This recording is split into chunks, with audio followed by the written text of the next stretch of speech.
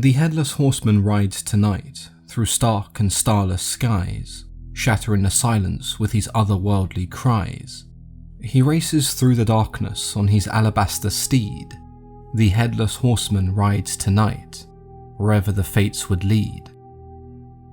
After the video on Adulahan, it seemed like many of you were interested in the origins of the Headless Horseman, so today we'll take a look at some Headless Horseman stories from a few different countries. The first Headless Horseman story is one that some of you might be quite familiar with because it's a story that was popularized by Washington Irving. In American folklore, the Headless Horseman was originally known as the Headless Hessian of the Hollow. His story begins in New York during the Battle of White Plains, just one of the many battles that took place in America's fight for independence from the British. The Horseman was a Hessian trooper who took part in the battle. Hessian troopers, for those of you who don't know, were German soldiers who fought for the British. During the battle, this particular Hessian trooper was unlucky enough to be decapitated by a cannonball. His body would be carried away by his comrades, but his head, which had been shattered into pieces, was left scattered around the battlefield.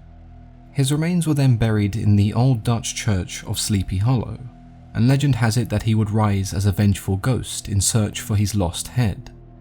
The reason this tale is often associated with Halloween and why the horseman's head is sometimes depicted as a pumpkin is because the battle took place on the 28th of October, only a few days before the holiday.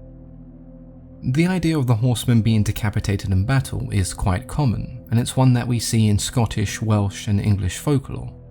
In both English and Welsh folklore, we have the 14th century Arthurian poem, Sir Gawain and the Green Knight.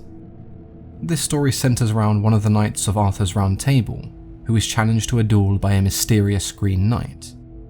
But this in itself isn't really a duel, as the Green Knight tells Gawain that he will allow him to strike him once, and then he will return the same blow a year and a day later. Gawain accepts this challenge, and with one swing of his axe he manages to decapitate the Green Knight. But the knight then simply picks up his head, reminds Gawain that he will return in a year's time, and goes on his way. When he eventually finds this mysterious Green Knight, Gawain accepts his fate, and in an attempt to keep his honour, he leans over expecting the knight to return the blow and strike him down. After several fake swings of his axe and a brief exchange, the Green Knight explains to Gawain that he was actually transformed by Arthur's sister, Morgan Le Fay.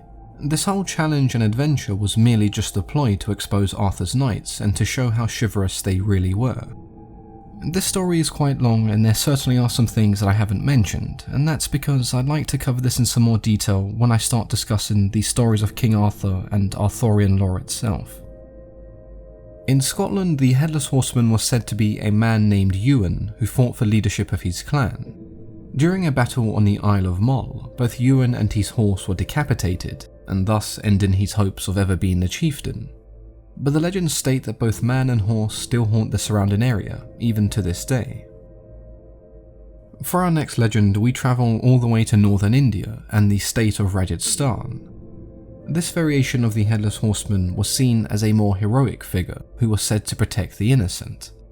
These stories usually describe the horseman as being born from a violent death. The most common story is about a prince who was decapitated while defending his village from thieves. Even once he was beheaded, he continued to defend his people.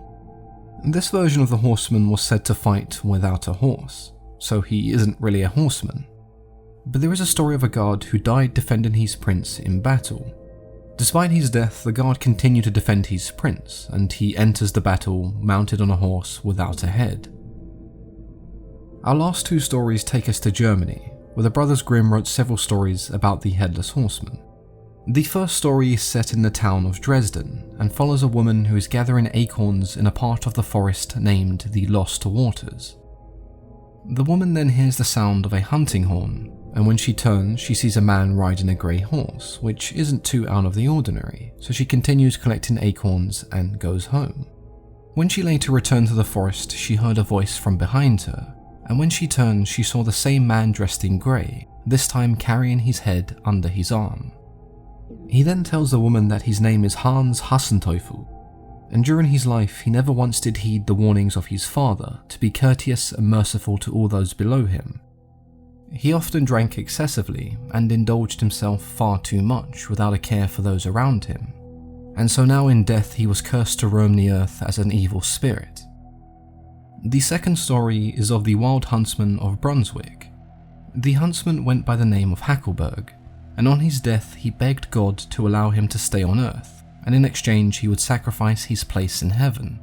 His request would be granted, but he would remain on earth as a headless horseman. Hackleberg was said to blow his horn to warn other hunters that the next day would not be safe for hunting.